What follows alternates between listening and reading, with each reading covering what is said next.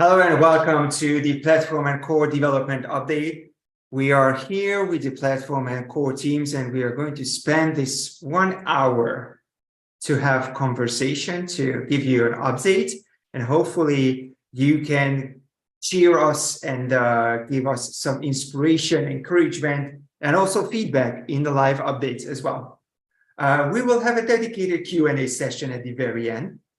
So please feel free to raise your questions in the live chat below, and we will try our best to answer those questions that are related to the Platform and Core Development Update.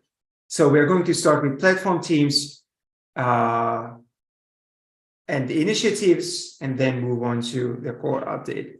Without further ado, let's start with platform. Ivan? Oh, thank you. During this sprint, we have 3 goals. First goal was to stabilize Dashmate, which will be part of the Core 19 shipping process. It will be an official tool to start and set up and start your own high-performance masternode. So could you please switch to the next slide? Thank you. So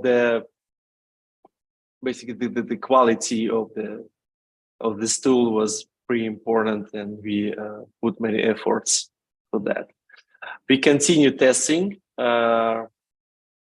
so mostly our QA engineer Adam working on this, but thanks to other people who is participating as well on different machines, and now we have pretty comprehensive coverage at the moment. Ivan, also, can you just briefly mention what is Dashmate and why is it important now for us?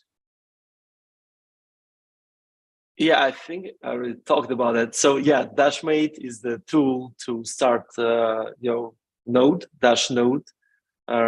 You can start it for testnet, mainnet, or start the local development network for testing and development. And since the Core 19 is shipped and we're going to enable high-performance masternodes very soon, you will be able to use the Dashmate to set up your high-performance masternode. That's why that's why it's important. So it's probably the first user-facing product from the platform team what people will touch on mainnet, basically. So Kostya, could you please go through the tasks, maybe in general, and explain sure. how our work looked like?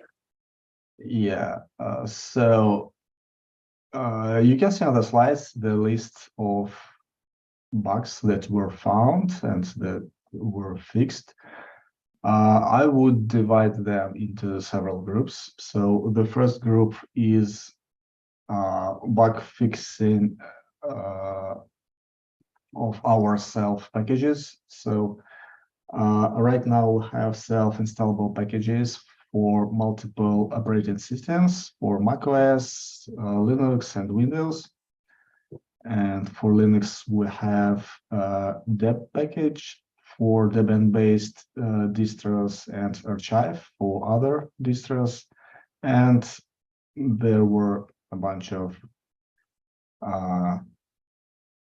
bugs that they were platform specific. Another group was were security bugs. For example, we set up user and password for RPC connection to core.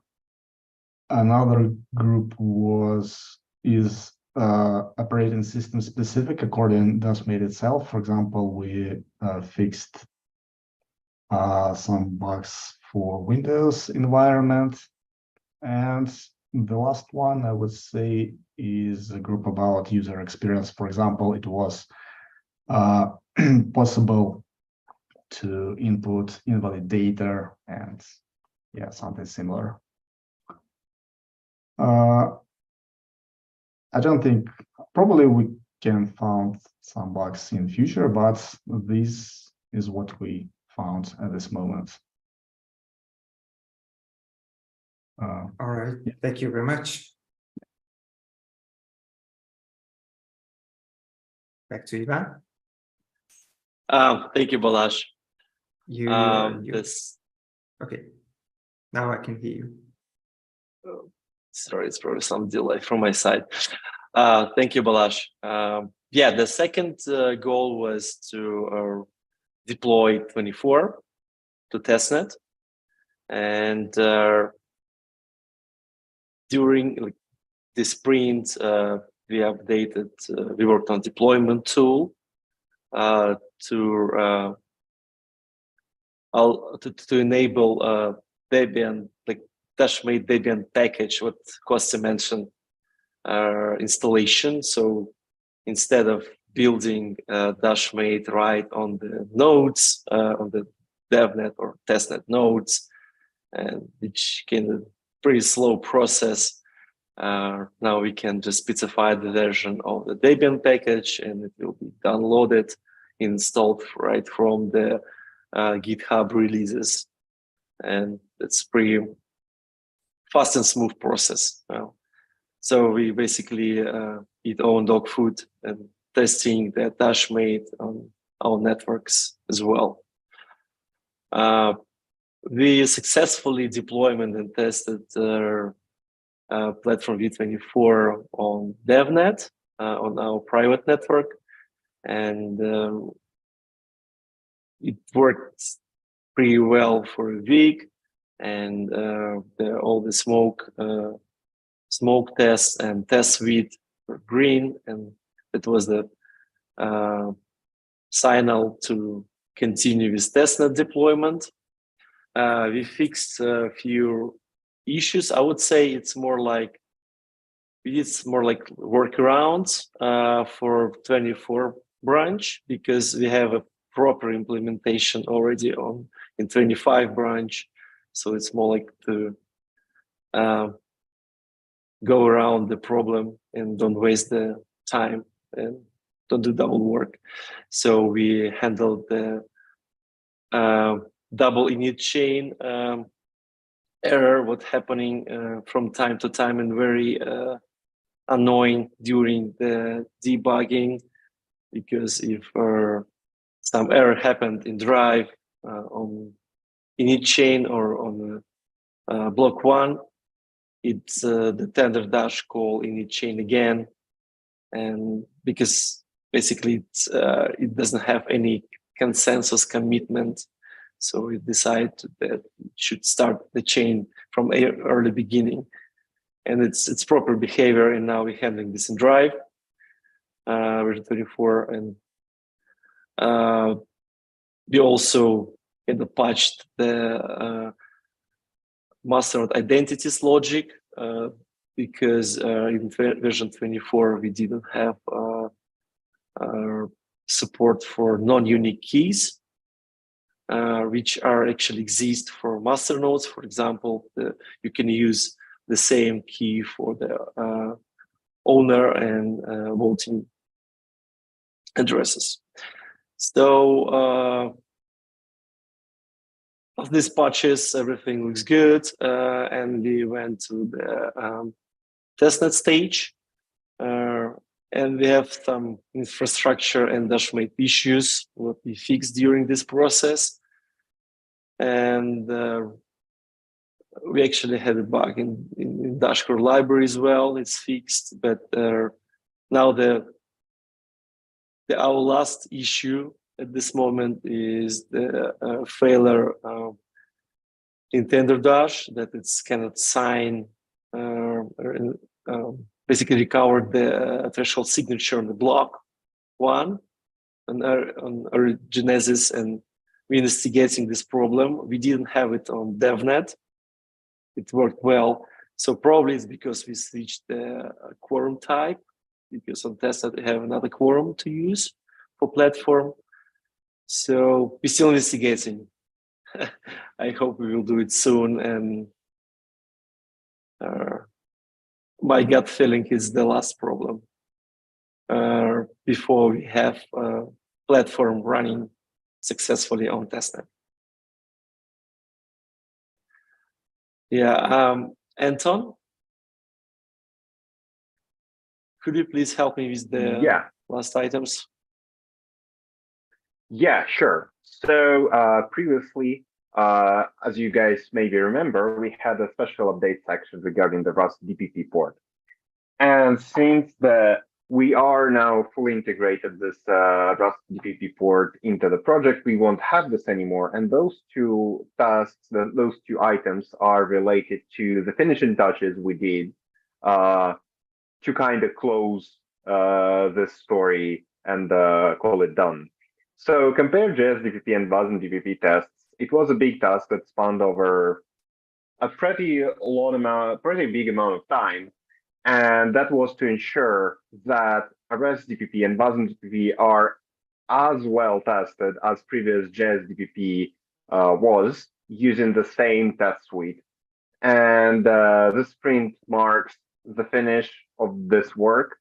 And so now we can be sure that the Wasm DPP behavior is exactly the same as the old JS-DPP behavior was, and that all tests are passing. Like there's more than 1,000 tests in our test suite for DPP, 1,200 if I remember this correctly.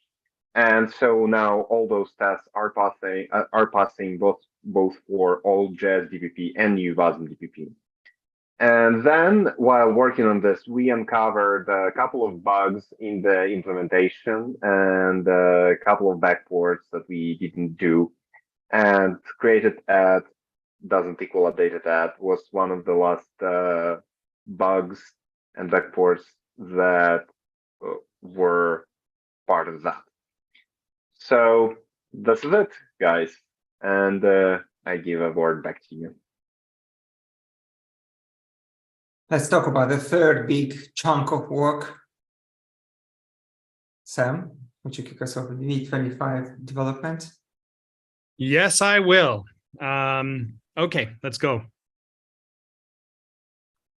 Okay, so just to let people know that haven't been following, what is V25? So V25 was originally not planned. V25 basically removes the last big chunk of JavaScript, other than tests, the last big chunk of like running JavaScript in production, and it replaces it with Rust code. So it was a very heavy amount of work, and it was also kind of a long shot to be able to finish it in a short amount of time that was needed. But I would like to report that it's going extremely well, and I'm going to talk about it right now. So last time we gave a list of items, and there were two that were not done in that list, which were masternode identities, and now those are done. They're completely tested and working very well. I'll actually talk about how I'm testing it at a later point.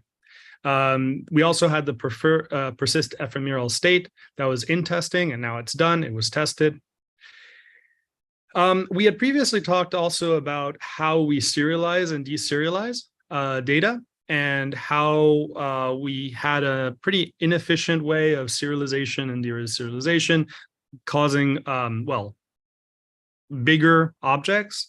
And what does that result in? Higher fees for users, right? And I had reported that we switched to bin code. The problem was here is that, and this became apparent during testing, even though we had the efficient serialization working, the calls didn't all have efficient serialization. There were like problems all over the place.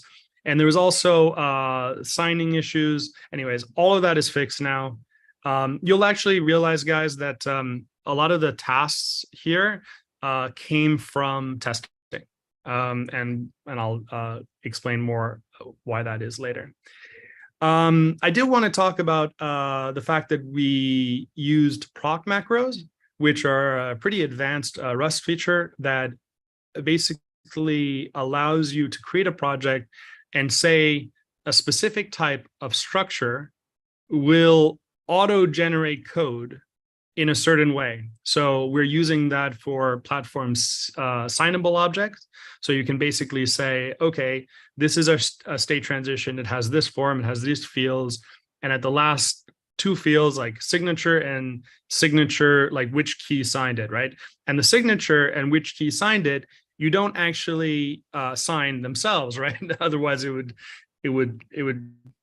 universe would fall into itself. So the point is you need like the serialization without the signature. We created a proc macro for that. We're also using bin code serialization everywhere, and that is going very well. Most sizes have been heavily reduced.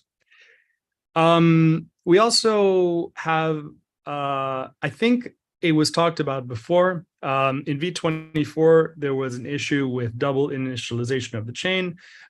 We also experienced in V25, again, we're on a different code base that was, so basically this was fixed somewhat in the same way, but not completely, but I'd put it on here.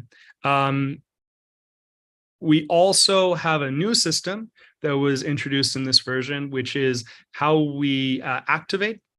And I'm going to talk about that afterwards, but the validator set that's chosen, basically at the very beginning of platform, is now chosen based off of the fork height. So basically what happens is that when V19 will fork to V20, there will be a lock-in period. And at the end of that lock-in period, the first block that signals V20 that activates it will automatically activate platform. So that was coded up, and I'll talk more about it later. So the heavy test for masternode list updates. Now this was extremely hard and took me quite some time.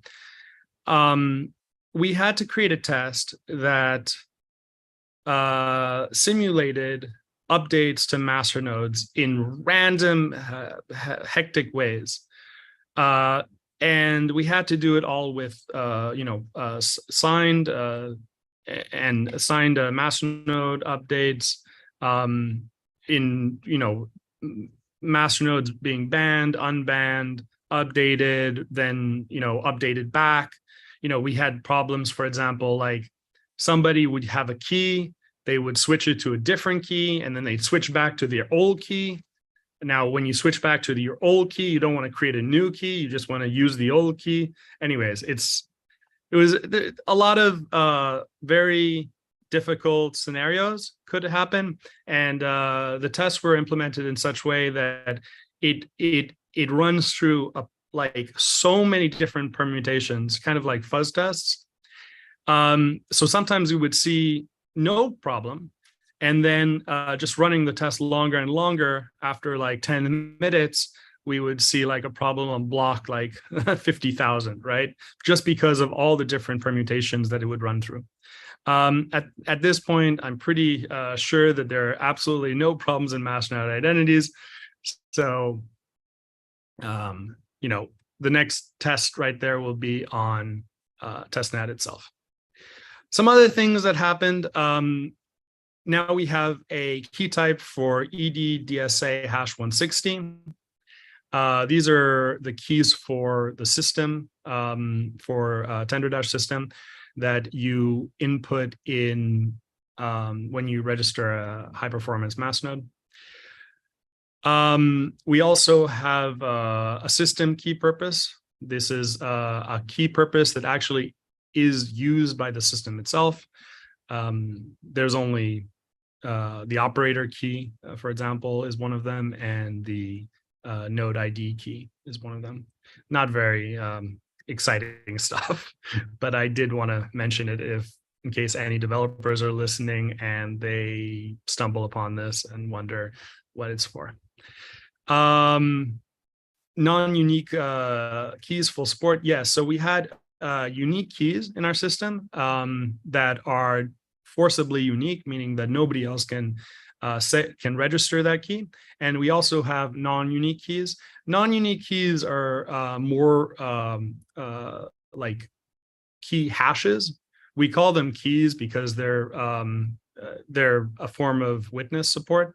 Like they prove that you have the right to authenticate, for example.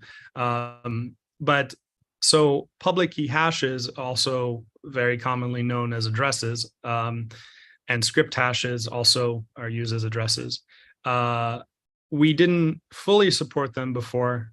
We had support for them, but you couldn't, for example, have a public key hash and say, okay, which identities have this public key hash? Now you can. So it was not a very big feature, but something that we did. And one big thing is that all the work that was done in V24 has been backported to V25 up till Friday of last week.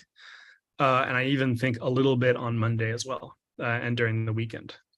So that's really good. There were a lot of fixes in V24, and we got them. So now the good news. The deployment is happening in 3 phases for V25. The first one is local, second one is DevNet, and the third one is testnet, right? It always goes that way. So Dashmate local started on Friday of last week, and we successfully deployed to Dashmate. There were, multiple errors at the beginning. Finally, it all got working. I would like to thank Lucas for helping me so much on this over last week.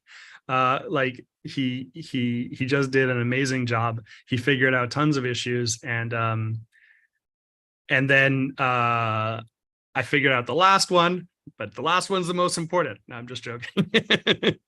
And then we pushed it, and currently we're on height 7,000. There have been no errors at all so far. We have validator set rotation, but again, errors 0. We're gonna run this on, it's just running on my machine right now. And it's gonna run, I'm gonna run this test for 2 more weeks, see masternode payouts, because it will literally be the first, even if we hit a DevNet, we won't see masternode payouts. They happen after a full epoch. So I'm gonna run this. It should hit really, like, I'm not completely sure, but I think it should hit like 2 hours before the next sprint review, completely random, or 2 hours after, like somewhere in that vicinity. I'm hoping right before, so I can report about it next review. And that's not it. On DevNet, yes. So we got the builds out, and well, it hasn't gone great, but it hasn't gone bad either. The first deployment failed because there was a wrong parameter. Basically, the old system used to say at what height platform would activate. It would just give a core height, and that height was the one. Obviously, that doesn't work very well, because when we activate on mainnet, we don't know what core height it's going to activate on. It has to be accepted by the network, and that is a variable. So we can only start platform when core activates the hard fork. So because of the wrong parameter, it failed. We fixed that, and this all happened today. I want to thank Leon as well for working very hard today to try to get something out. I actually really wanted the DevNet working, but the problem is that each time we make a change, the build process takes about an hour, and then there's the release process. So each one of these takes about 2 to 3 hours, maybe 2 if we're lucky. That's why we only were able to do 3 today. So yeah, so number 2, it was basically a really small issue in the RPC core client. What happened was we have a field that basically is not allowed to be empty, and it was empty. Well, we set it in one of our libraries as not being allowed to be empty, but it is allowed to be empty. Just very stupid things that are very hard to catch. But it's also good because now so between 2 and 3, there was progress. We actually passed the initialization, basically meaning that it recognized the activation height, and it was inside the Git initial quorums. So each one of these deployments moved a little bit further, and I really believe that as soon as we can get past block initialization and block 1, basically, that it will run forever. Because that's exactly what happened on Dashmate. We got past block 1. It didn't stop on block 2. It didn't stop on block 10. It didn't stop on block 100. It just kept on going. But even when we're done with that, we're not completely out of the woods. So let's go on to the next, what we need to do. So my first and main goal is to get this thing working on DevNet in kind of parallel as to fixing other issues. So what are the other issues? So platform will work, but the communication to platform isn't yet completely done. So we have iOS, Android, and SDK that want to send that sent and receive data in a different format than it does now. And Igor and me are going to work, and potentially other people, as they're finishing work on V24, are going to work heavily on making sure that all systems are compatible with each other. It's work, but it's not as hard as getting the system working. After that, we have still work on validation costs. This is the same list as last time, and this won't actually change until we get to testnet. So this is stuff that isn't. It's essential for mainnet, but it isn't essential for testnet. To get a version that people can start using, can start playing around with, this is basically right after. So, yeah. One thing to mention, though, is that since I was, this weekend, for example, I started versioning. Versioning is very important for mainnet. Why is it important? Is because if you release your first release, it works perfectly, you're going to want to make updates. So we have a versioning system planned, and it's currently being implemented. It's a lot of code rewriting, like moving around. So it's a pretty big task, and that's currently in progress. And with that, I thank you very much, and I will pass it on to the core team. Alrighty. Thanks, Sam. Sounds like you had an exciting 2 weeks. All right. It is. Let's go to the next slide here. Okay, so the first thing I'm going to talk about is the V19 upgrade kind of process and how that's been going. Got a couple of different images on here. The image in the top right is miner signaling. Right now we're about 17.5% signaling. And so we've reached a point now where we will not activate in this first cycle. And so that pushes the earliest possible activation date back from May 13th back to May 20th. So at this point, even if all of the miners upgrade tomorrow, the earliest activation date will be May 20th. Yeah, there are it seems like most of the smaller miners have upgraded, but 3 of the biggest miners have not upgraded yet, and so that's really kind of holding us back there. So hopefully they will upgrade soon, and we're reaching out to them to make sure that they're aware of it, and they can get upgraded pretty soon. The bottom right is a graph of how the master nodes have upgraded. And so the blue is V19, the yellow is V18. And so you can see over time, we've had more and more nodes upgrade to V19. Currently, we're sitting about 35% on V18. The remainder are on V19. And we would like to get that up to about 80% pretty soon. So if you haven't upgraded yet, we do strongly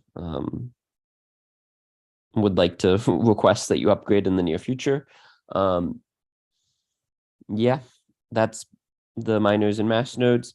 And then down in this bottom left is just a little diagram that the Fez Jeremy put together that has basically the phases that we will be going through. And so right now we're basically in the first phase still, waiting for Masternode and miner software updates. Yeah, they need to upgrade more, and before we will really see much of anything happen. Like I said, earliest activation now is going to be the May 20th date. All right, I think we can move to the next slide.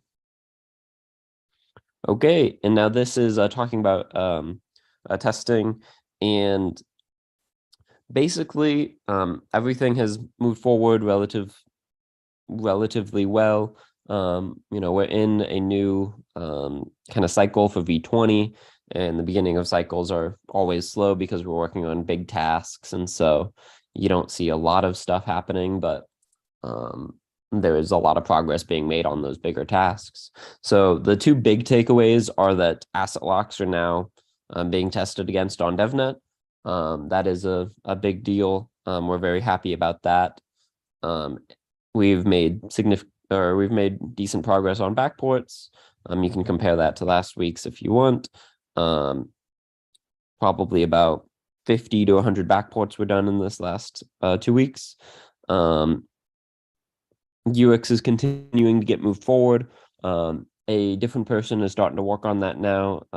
Constantine is focusing on on-chain chain locks.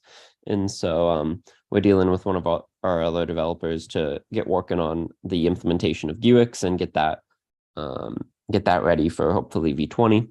We are still expecting to release a V19.0.1. We're not sure when that will happen. We want to do that for macOS notarization, like I talked about a week ago, and then we also want to try and find some other bugs if they exist to fix in that version as well. So far, there isn't really anything that we would be fixing in V19 besides adding macOS notarization. I think there might have been one bug, but I can't remember what it was at the moment. So clearly it wasn't that major. So yeah, the gist is on-chain chain locks and asset locks are now either on DevNet testing or partially on DevNet testing. And so that's good. We're good to see that moving forward and get that kind of tested in real environments. But yeah, that's about it for core. We can move on to questions, Balázs. Before you continue, I do want to say two cool things. First is that V25 uses V20. V25 platform is using V20 of core. People might not know that. Whereas V24 was using V19. So yeah, and V20 is going swimmingly. Yes. Second thing that I wanted to mention, and I forgot it. Oops, never mind. All right. You still have time to remind yourself. Going through the questions, going through the question. Most of the questions were answered in the meantime or in the chat, but let's just reiterate them. Question 1. Where will fees on platform go? Are they burned forever? No. I think I've explained this a few times, but I'll explain it again. When Thank you you very much. when you pay for something, your fee goes into two sections. You have the storage cost and you have the processing cost. The processing cost gets put in a bucket. The storage cost gets put in another bucket.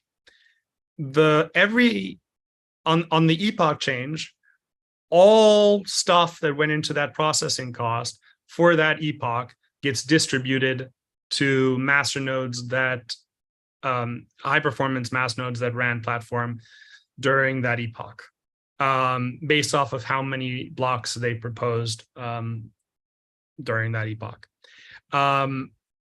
The storage, on the other hand, gets split into 1,000 buckets, and each epoch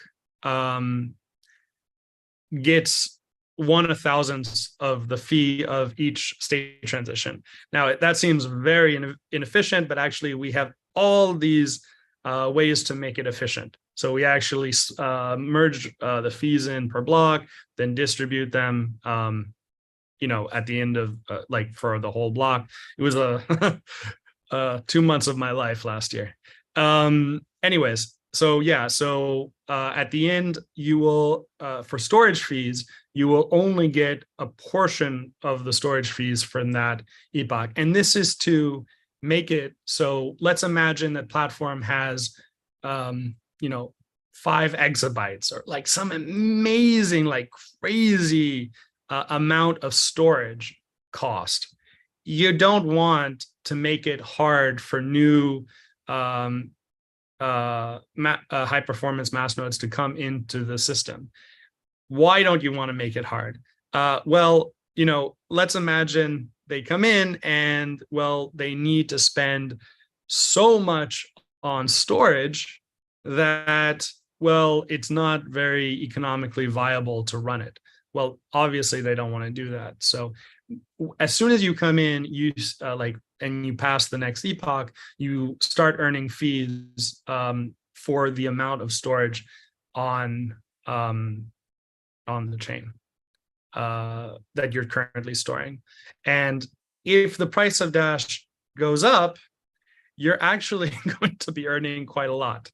It's going to kind of like, if the price of Dash goes down, it is possible, but very unlikely, that you will have more in storage costs than you would get back through fees. But to get to such an event, you need that the aggregate of all time that storage was ever put on platform be equal to less than half of all the prices during that time, which is very hard to get to. It's not impossible, obviously. In a catastrophic way, if Dash went to being worthless, if you get fees for nothing, it wouldn't be worth anything. But it would be very hard to get that way. More realistically, what will happen is, as usage ramps up, the amount of because usage is going up, you're going to get a lot of fees from the early transactions, state transitions, and those early state transitions are going to contribute more and more to the storage distribution piles. Anyways. All right, thank you very much for this extensive answer. Yeah, it was a little bit more explanation than maybe a lot of people were interested in. All right, thank you, though. Does the team deal with the competition? How is the platform perceived by other crypto projects? Do you have a contact with other teams? Are you hyped about the release? A lot of questions. Okay, so one by one, right? I guess how are we competing and relating to other teams? That's kind of one part. And are we hyped? Yeah. So first one would, does the team deal with competition? That's a very good question. There are three types of competition, right? There's the first type of competition, which is direct competition in Dash. Like, for example, do other teams want to make protocol upgrades to the Dash protocol? Currently, no, we don't deal with competition there. And I'm looking forward to a day when we can have that competition. The reason, or, the friendly competition, right? I don't think it's ever, great when you have two factions at war. But friendly competition is good, right? When, you have different people vying for slightly or, vastly different ideas, because it brings more to the project. We don't have that. And the reason why we don't have that is because currently, in my honest opinion, the Treasury cannot support it. So we have to kind of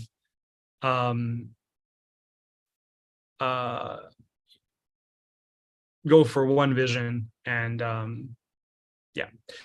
the second type of competition would be vis-a-vis other crypto projects. Yes, we can be seen competing with other crypto projects. There are a lot that somebody coming into the space that wants to develop dApps, they're going to look at Dash, they're going to look at Ethereum, they're going to look at others. Well, this is after platform is out, and probably after smart contracts. Well, it depends what type of dApp they want to make. So there will be competition at that point. Currently, not so much, because we still haven't released platform. In terms of competition for core, yes, there's also competition there. The core team is constantly trying to bring new features that will make us more competitive. And I think they've done a great job. In terms of mobile as well, we want to have like a great user experience. And, we are competing with other user experiences. I feel like, because I haven't slept in so long, what was the third type of competition again? Oh yeah, inter-team competition. So that's a little interesting one. It is kind of sometimes fun to have some type of like inter-team inner competition, but it's not often. It's not the main driving force inside DCG, but it can happen. So how is platform perceived by other crypto projects? I would actually say at the moment that the few that have looked have been, been like, is this really for real? Because it's quite hard to do, but most have not worked. I would say many like developers in the space, they do not look that much. There are teams in many crypto projects that do look at other teams. Like there are like internal teams like to keep an eye on things. And at the moment, I have seen some hints that people are looking at us, but it's hard to tell who that is. So at the moment, I don't really have much information on how we're perceived by other crypto projects. Basically over the next year, it's going to be quite exciting. So we'll see more information then. Do you have contact with other teams? Well, we had good contacts with the Tendermint team that were heavily involved with Cosmos. And that kind of died down over time. Not so much from like, there was a lot of turnover. And I think that that's why, when your main contacts there basically are no longer around, and some things just die down. Okay, I hope I answered. Oh, and am I hyped about the release? Well, at this point, it's more of I want the release to happen because I want to go out and see the sun. And I'm sure other a lot developers, of us like this, yes. uh, Hyped You know, and exhausted. a lot of people are working very hard. So yes, hyped and very excited to have something out. What was the next question then? I don't think we can answer that. Dash keep low price, all the effort of Dash core team, no doubt, but how to Dash Moon? I don't think Well, we can answer that. Do you want to take it? yeah, I would say that price is reflective of many factors. Let's just leave it at that. Thank you very much. What about the no masternode payments? No masternode payments? The no masternode payments. I'm not sure what he means there. Well, Okay, maybe we I can don't get know a what that hint. if somebody if you have more information on your question, please let us know. Please, can you explain who is the CEO of Dash Core Group? Now, there is no CEO, though there's a board operating as an executive function. So No we CEO. have a board of 5 members, and we make decisions by voting, but most of the time, 90% of the time, 90+% of the time, decisions are unanimous. The types of questions that we're often dealing with of the board are quite either boring or, well, maybe not boring for all, but as somebody who's very deep in the technical aspects of things right now, they're not as exciting. But yes, we have a board that decides the direction that we go in. Thank you very much. In regards to the threshold signature issue that Ivan was discussing, for worst case scenario that the bug is not solved, does that also prevent V25.2 from testnet? So I don't know. So here's the basic gist of this. This bug could be coming from 2 places. It could be coming from TenderDash itself. It could be coming from, it could actually be coming from 3 places. It could be coming from core, it could be coming from TenderDash, or it could be coming from JavaScript drive. Ivan, do you agree with this assessment of the 3 places? Yep. Yes. So if it is coming from JavaScript, then it will go away. Poof. If it is coming from TenderDash, no, we'll have to fix it. If it is coming from core, well, we'd have to fix it there too. Currently, I do not think that is coming from core. Why do I not believe it's coming from core? Is that I don't really see any reason for it to be coming from core. The code that has run masternodes there has done so pretty well for a very, very long time. And it would have to, if it was coming from core, it would have to be because of some weird division issue. Like, for example, like the type of quorum that we were using was a quorum for testnet, was a quorum, I think, of size 25 with 67% or something like that. It's but maybe the 67% of 25 is causing like some type weird arithmetic that core did not support, but that chance is very low. So I would give it 50% coming from TenderDash, 50% coming from JavaScript at this point. So we will know very soon, in my opinion. Basically,